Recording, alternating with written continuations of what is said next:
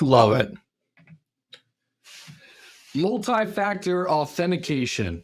So this is a big one, and this kind of has a components, Chris, from all the different things we've talked about today from a layer perspective of, hey, there's a bunch of people that do it already, kind of built in. Hey, it's a pain in the butt. Mostly the executives at my company don't want to do it, or they've been frustrated by these systems in the past, or they're the worst offenders of not. I have 80% of my workforce that is on MFA, but I got 20% that aren't. So that multi-factor authentication, the quick high level I'll give folks on this one is specifically around, like what I like to say is all of our credentials are out there. I operate in a world or in a mindset that my username and password for my personal stuff and for my work stuff, they're just out there. Because I've seen the back end of the millions, billions of usernames and passwords that are truly on the dark web and that people could pay probably $1 or 10 cents nowadays to get access to. So the way I approach this specific topic is, if that is true, if my stuff is out there, what can I do to prevent people from using my known username and passwords from getting into all of my critical stuff, whether it's my personal banking or it's my work stuff? How do you think about multi-factor authentication, bringing in another layer, another vendor that specifically does this to optimize the security of an organization, the productivity, and whatnot around this specific piece?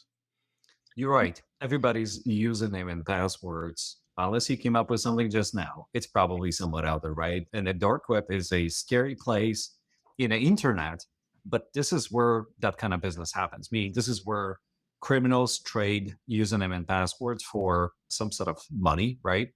And where they get them from?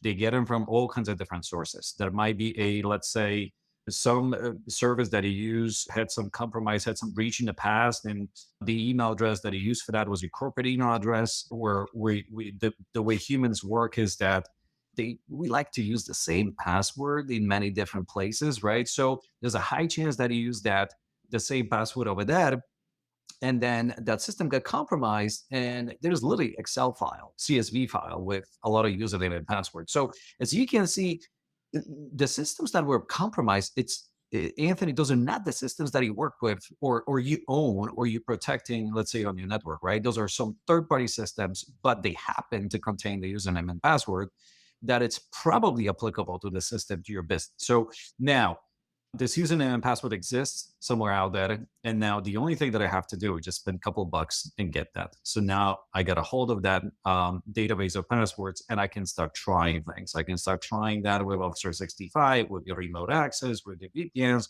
with whatever that might be.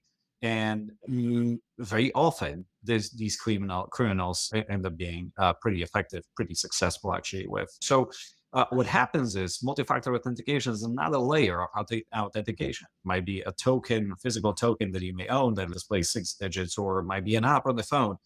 When you're trying to sign in, it's going to ask you, hey, Anthony, is that you or is that somebody else? And you get a chance to confirm that or deny it, right? Or a system will actually ask you for the digits that I just talked about.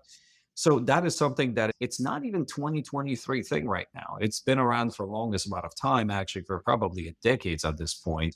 And I think we're all familiar with our banking services or sites using that, and almost frankly, any other web service or something that it's easily accessible from the internet has that kind of level of protection. So why you would not get one yourself? If this is literally everywhere these days and it's an extremely affordable platform, why risk? Why take chances? And what do we do for our clients, especially the new prospects right now that we're bringing here to Integris? We do a dark web scan for their email domains and trying to gather the database of username and passwords. And again, it's just astonishing how many credentials is compromised in the dark web. So again, that is MFA.